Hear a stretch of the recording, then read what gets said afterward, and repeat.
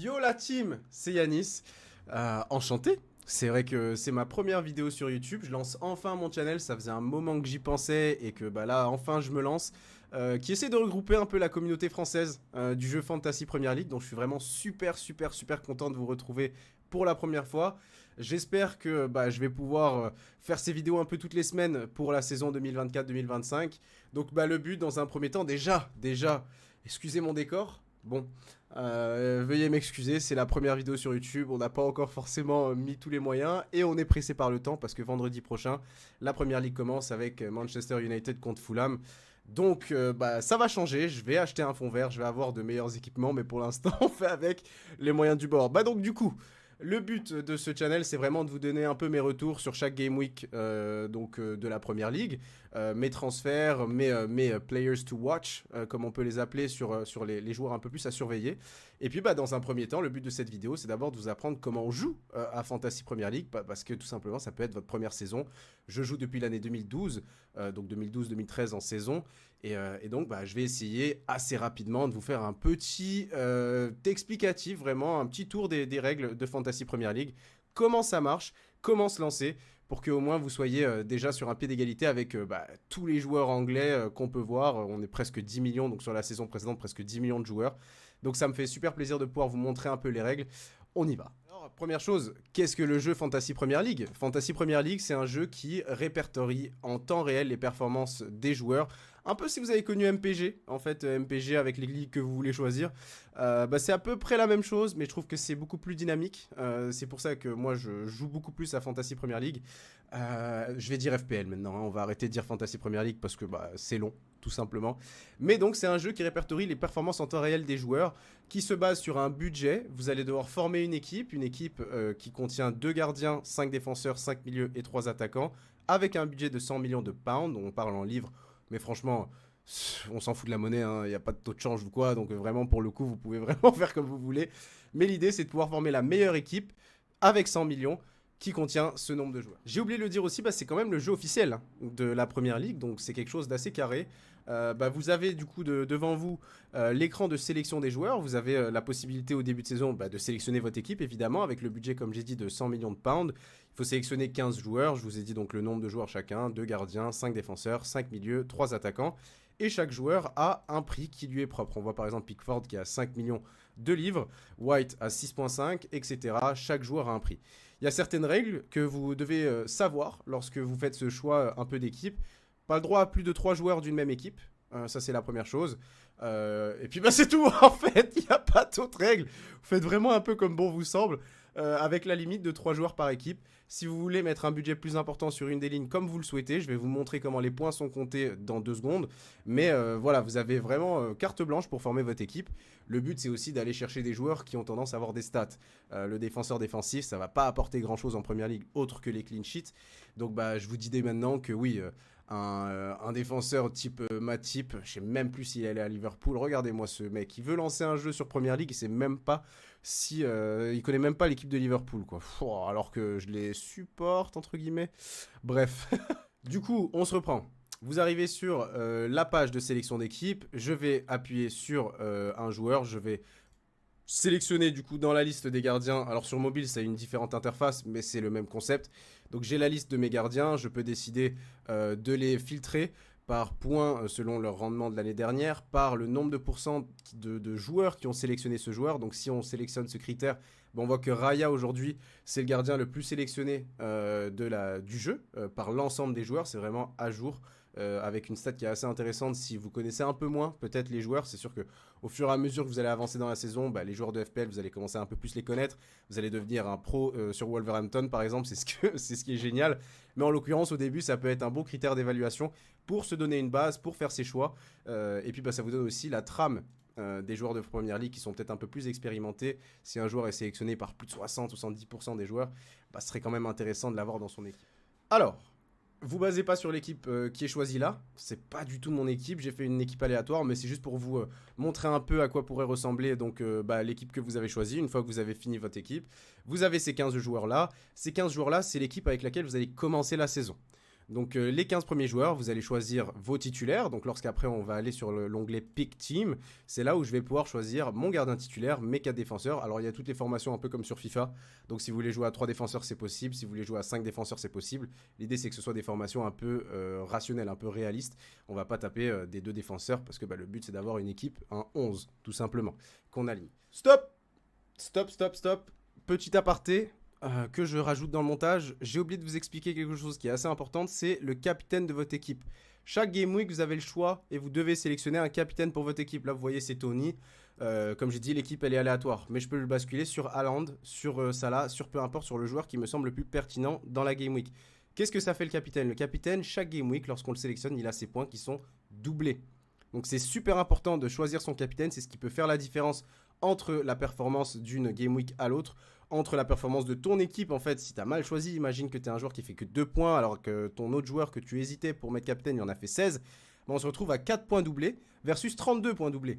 Donc ça fait une grosse différence. C'est vraiment une clé du jeu. Allez, on y retourne. Ensuite, sur les transferts. Les transferts, c'est vraiment la clé en fait. D'une semaine à l'autre, c'est ce qui va vous permettre de vous ajuster par rapport aux joueurs qui ont une bonne fixture, par rapport aux joueurs qui vont affronter Manchester City away. Ça va être la pire fixture qu'on peut avoir un peu en Première Ligue. Donc ça vous permet de vous adapter. Ayez toujours une stratégie qui vous permet de voir plus qu'une Game Week à l'avance. Mais vous avez la possibilité aussi de cumuler ces transferts. C'est assez simple, mais en soi, les règles du jeu, c'est tout. Je vous ai un peu tout dit. Il y a quelques subtilités à savoir que je vais vous montrer tout de suite, mais sur les bases, on est vraiment là-dessus. Vous avez 100 millions de budget et vous faites comme bon vous semble pour avoir les 2 meilleurs gardiens, 5 meilleurs défenseurs, 5 meilleurs milieux et 3 meilleurs attaquants. L'équipe doit vous représenter, vous devez être bon et ok avec ça. Pourquoi je dis ça, vous représenter, on n'est pas non plus dans... C'est les JO, hein, c'est les JO, donc c'est pour ça qu'on est dans le truc des flags. Je suis tellement malaisant, putain, mais ça me régale. En vrai, je m'en fous. Bref, du coup, vous avez des jokers. Alors là, il y a 3 jokers qui sont affichés, mais il y en a 5. Il y en a 5 parce que 2 de ces 5 jokers sont des jokers qui font référence à des transferts. Et vu qu'en Game Week 1, il n'y a pas de transfert, il y a des transferts illimités, ça ne sert à rien d'utiliser un joker alors que vous avez déjà le maximum de transferts possible.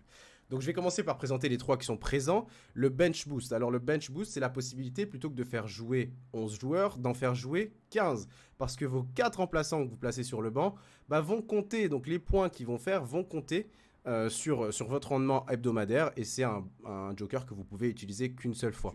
Triple Captain. Alors là, ça c'est un chip très important. Faites attention parce qu'il y a toujours des trucs, des événements durant la saison de Première Ligue qu'on appelle des blank game week et des double game week. La blank game week, ça va être qu'il y a certaines équipes qui ne joueront pas durant une game week de jeu parce que souvent ils ont des matchs en FA Cup qui les exemptent de matchs le week-end. Ça fait que parfois, imaginons que mon joueur Smith, il va pas avoir de fixture, il va rien avoir en dessous et même si je le garde titulaire ou que j'ai pas de remplaçant défenseur qui joue, je joue avec 10 joueurs au lieu de 11. Donc faire attention à ces événements-là de blank game week et double game week qui arrivent un peu plus tard. Hein. On ne parle pas non plus d'événements très tôt dans la saison, ça arrive un peu plus tard. Comme d'habitude, je tergiverse, c'est pas forcément le moment d'en parler. Double game week très simple, c'est justement un rattrapage de match. Donc un joueur qui n'a pas eu de match plus tôt dans la saison, on aura 2. Donc Smith, qui joue Nottingham Forest away, là il va pouvoir potentiellement jouer 2 matchs dans la même game week. Et c'est pour ça qu'en fait j'ai envie de parler du chip Triple Captain, parce que les points de votre Captain comptent triple. Alors j'ai pas expliqué ce que c'était que le Captain, je vais certainement le mettre au montage plus tôt, donc vous l'avez peut-être vu. C'est vraiment la première vidéo, je trouve ça génial. Le 3e joker sur 5, c'est un Mystery Chip. C'est la première année que FPL sort ce joker, on ne sait pas ce que c'est. Il va être dévoilé visiblement à partir du mois de janvier, donc même moi je peux pas vous expliquer ce que c'est. What's inside? The mystery chip will be playable from January 2025. Donc vraiment là on est sur un joker qu'on va certainement découvrir plus tard. Je peux pas vous en dire plus. Les deux derniers jokers qui sont assez importants, alors pas à utiliser dès le début, mais c'est des jokers qui sont importants dans le jeu. Le premier, c'est ce qu'on appelle le free hit. Le free hit, ça met un peu une bulle dans votre équipe le temps d'une semaine. Vous avez la possibilité, le temps d'une game week, d'aller créer une nouvelle équipe de zéro. Vous repartez vraiment comme moi j'avais au début, donc avec une équipe vierge, et vous faites votre équipe, mais qui va être utilisée que pour une seule game week. Le dernier chip, c'est la wildcard. Ce joker-là, vous en avez 2. Donc vous avez 2 wildcards. c'est la possibilité, entre 2 Game Week, de faire autant de transferts qu'on veut. Donc c'est un peu la situation dans laquelle on est aujourd'hui. C'est comme si on avait utilisé une wildcard parce qu'on a des transferts illimités.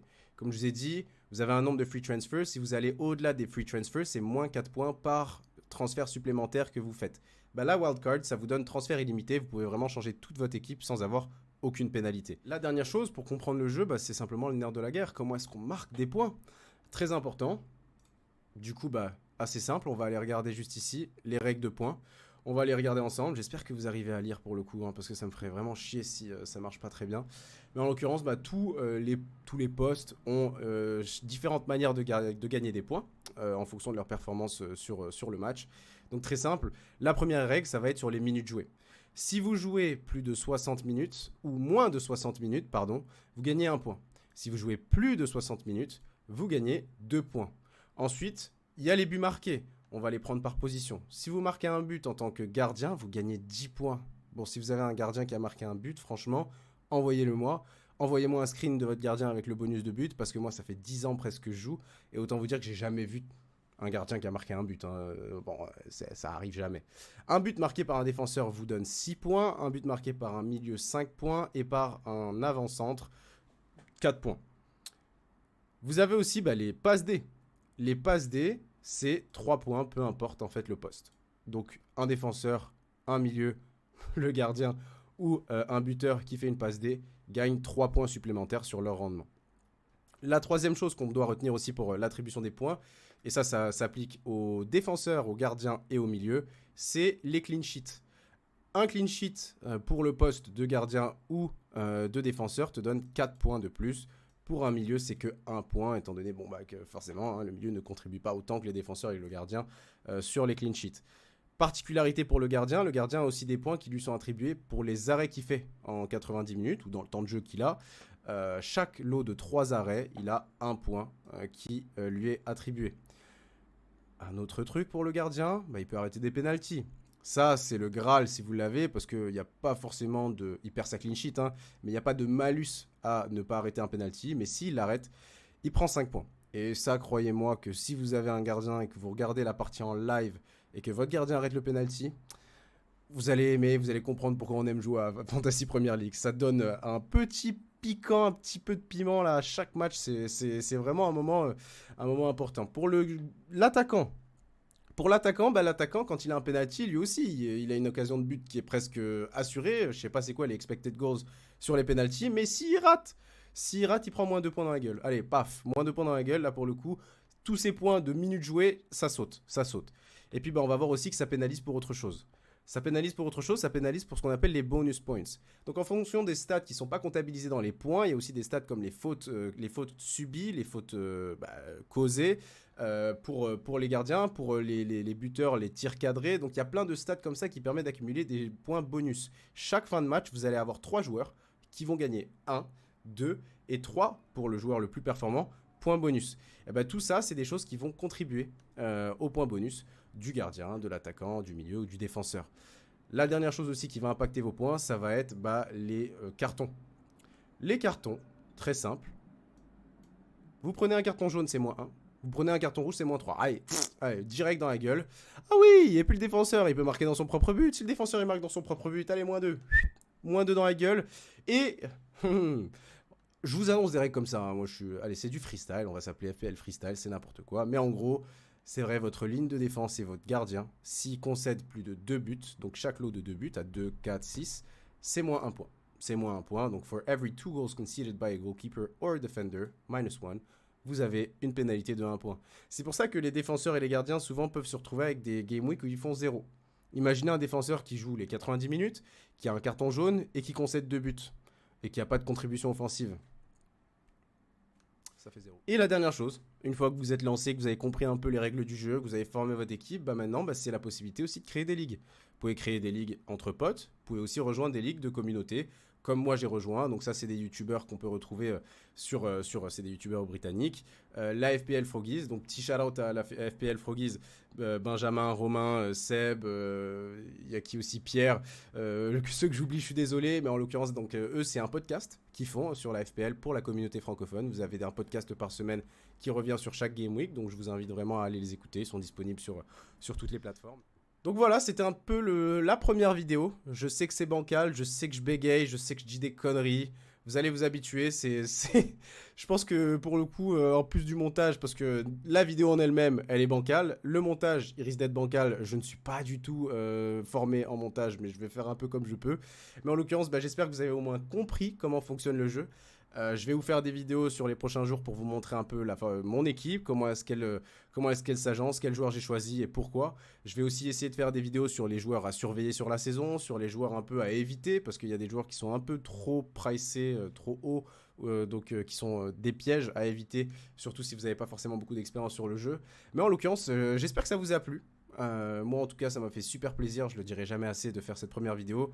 Le but c'est vraiment pas d'essayer de péter YouTube, c'est de créer cette petite communauté francophone que je sais qui est présente sur ce jeu là. Donc écoutez, bienvenue sur la chaîne. J'espère qu'on va passer une putain de saison ensemble, j'espère que vous avez gagné votre mini-league. Mais en tout cas c'était Yanis, merci d'avoir suivi. N'hésitez pas, ça m'aide, c'est la première fois que je le dis, mais mettez un like, abonnez-vous à la chaîne.